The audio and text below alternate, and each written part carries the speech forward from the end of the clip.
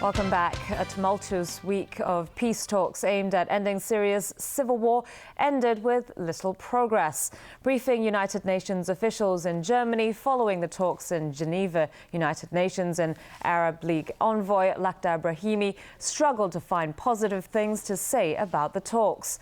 He's trying to get the Syrian government and opposition leaders to agree to a UN communique of June 2012. It calls for an end to the armed violence and a political transition. But the two sides couldn't agree on much of anything, including what the political transition should be. While opposition leaders have indicated a willingness to return for more talks tentatively scheduled for February the 10th, President Bashar al-Assad's delegation refused to commit. New Jersey Governor Chris Christie's credibility is being called into question. A former appointee of the governor says he has evidence to prove Christie knew of the political vendetta involved in the so-called Bridgegate scandal. His staff deliberately slowed traffic last year near the George Washington Bridge linking New York and New Jersey. Christie's now being pushed to hire a criminal lawyer, and there are now calls for him to resign or face impeachment if he's guilty. He has denied any knowledge of those lane closures beforehand. An extradition battle now looms for Amanda Knox, the former U.S. exchange student who's been found guilty again by an Italian court of the stabbing murder of her roommate in 2007. In an interview on American TV, Knox made her position clear. I will never go willingly back to the place where I'm going to fight this until the very end. And it's not right, and it's not fair, and I'm going to do everything I can. Granted, I need a lot of help. I can't do this on my own, and I can't help people understand this on my own.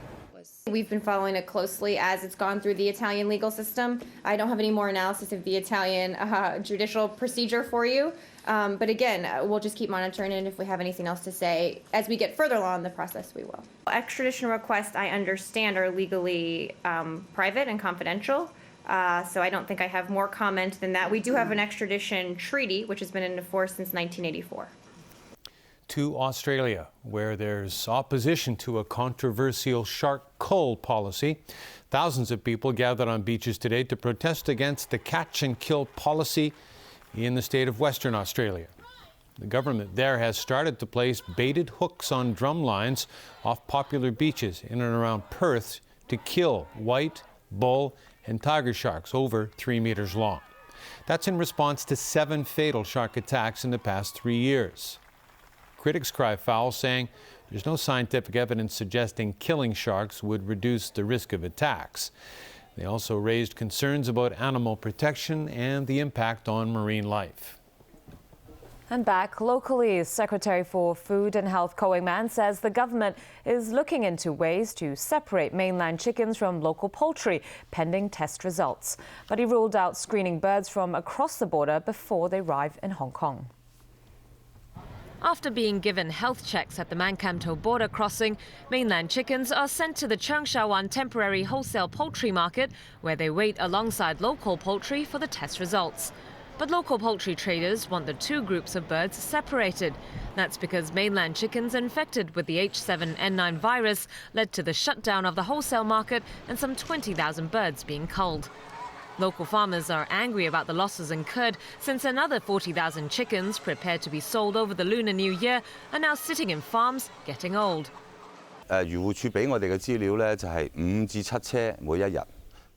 This chicken farm owner said government data showed 5 to 7 trucks carrying mainland chickens come to Hong Kong every day and doesn't think it would be hard to find a place to keep them. He said if the government can't find the right facilities, then it should stop importing mainland poultry until it can figure out a solution. Speaking on a radio show today, Secretary for Food and Health Ko Wing-man said the government is studying long-term locations aimed at separating local and mainland chickens. He said issues such as ventilation need to be considered, otherwise that could lead to other risks. Ko also rejected suggestions to have the chickens tested before they cross the border, saying that's a matter of jurisdiction. With the Financial Secretary's budget speech coming up later this month, some groups took to the streets today demanding immediate relief measures. But the Taxation Institute of Hong Kong waded in, saying the government should focus on offering long-term relief instead. Salary tax rebates and government rates waivers were among the requests made by those who rallied today. The Association for Democracy and People's Livelihood brought along a water tank to symbolize what it calls overflowing public coffers. ADPL Chairman Bruce Liu pointed out that the chief executive was firm about not giving out sweeteners in his policy address, but what people really want is immediate relief. The Neo Democrats agreed and called for tax breaks for those who have dependent parents or kids. Members said since Leung Chun-ying's policy address focused on helping low-income families, the middle class has been asking the government not to forget about them. The Taxation Institute of Hong Kong called for long-term relief measures rather than one-off tax rebates in the upcoming budget. Instead of these temporary measures, the reduction of the tax rate on the tax bands, that is the widening of the tax band, and also the increase of the personal allowance will give taxpayers a permanent benefit rather than a temporary benefit. Also a member of the government's working group on long-term fiscal planning, Wong raised concerns about rising public spending because of the aging population. He said since the handover in 1997, government expenditure has more than doubled, while government revenue and GDP growth went up by about 50%. According to sources, the working group has proposed to the Financial Secretary the setting up of a future fund. This will save a portion of every year's surplus as a backup reserve in case government finances see red in the future. All right, Chris, over to you for sports. Thanks, and let's get going with some tennis. Great Britain closing in on an historic Davis Cup victory. The Brits lead the United States 2-love in the best-of-5 first-round group tie. Andy Murray defeated Donald Young in the opening rubber in San Diego, California. Set scores here 6-1, 6-2, and 6-3. Meanwhile, James Ward upset Sam Querrey in 5 sets. The score in the fifth was 6-1. Great Britain needs to take one more match to claim its first World Group win in nearly 30 years. Now to the NBA, and Kevin Durant and the Oklahoma City Thunder beat the Brooklyn Nets for their 10th straight win. However, Durant's individual scoring streak came to an end. Jameson Wong has the story. His 30-plus points a game streak is over, but Kevin Durant isn't sweating it as his team barely broke a sweat, routing the Brooklyn Nets in New York. KD tallied 26 while sitting out the fourth quarter of the blowout.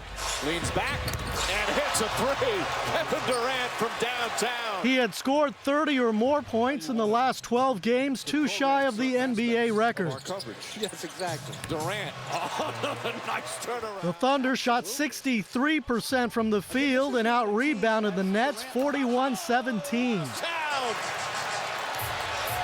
Serge Ibaka added 25, going 12 for 12 from the field. Sean Livingston led Brooklyn with 16 points. The final score 120-95. OKC with their 10th win in a row. Alley-oop to Durant. Jameson Wong, TVB News. Soccer legend Pelé has jumped into one of the top internet troll questions of all time. Ronaldo or Messi, who's better? Well, according to the 3-time World Cup winner, Cristiano Ronaldo is now the best player in the world. However, the Brazilian went on to say that's mainly because Messi has been injured recently. He also would choose Ronaldo as a teammate over Messi because Messi's game is too similar to his own skill set. Finally for tonight, a story that proves a person's age doesn't define what they can accomplish. A record-breaking centenarian in France broke his own world record by pedaling almost 27 kilometers in 1 hour at the age of 102. The president of Robert Marchand's club says he's a major inspiration for the elderly who believe they're too old to accomplish great feats. After completing the race, apparently not out of breath, Marchand ran around the track to greet his cheering fans. And that's the news for tonight. Good night.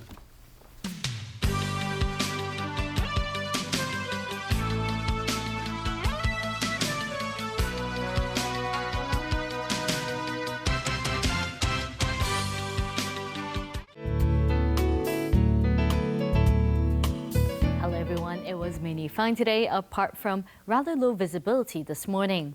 At 5 p.m., a ridge of high pressure was affecting the coastal areas of southeastern China. Today's temperatures range from 18.3 to 22.2 degrees. And the current temperature is 19.9 degrees Celsius. The fire danger warning is yellow and the fire risk is high. Safari, how's the weather tomorrow?